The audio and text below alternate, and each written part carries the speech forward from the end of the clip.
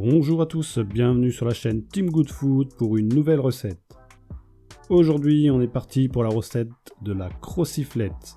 Alors, si vous ne savez pas ce que c'est, une crociflette, c'est exactement la même chose qu'une tartiflette, sauf que vous utilisez des crozets. Et les crozets, ce sont des petites pâtes carrées venues tout droit de Savoie.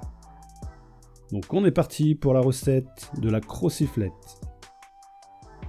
Donc pour commencer cette recette, on va tout de suite commencer par faire bouillir un grand volume d'eau. Et une fois à ébullition, on pourra y verser nos crozets pour les faire cuire 10 minutes. On ne les laisse que 10 minutes pour les laisser al dente parce qu'il y aura une deuxième cuisson au four. Pendant ce temps-là, dans une poêle, on va pouvoir faire cuire nos lardons avec un gros oignon. On fait bien revenir le tout dans une poêle sans matière grasse. Ensuite, au bout de 5 minutes, on pourra rajouter 25 centilitres de crème fraîche, soit 250 g. On mélange bien avec les lardons et les oignons. Et on peut enfin passer à la deuxième étape.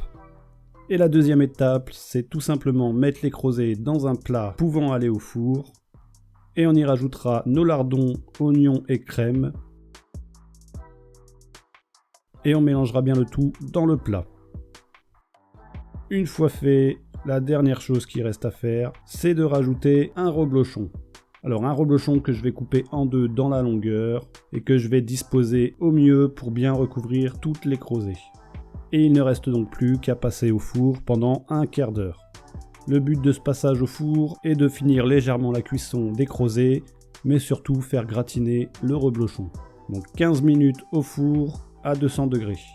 Et une fois ces 15 minutes écoulées, il ne vous reste plus qu'à servir et à déguster.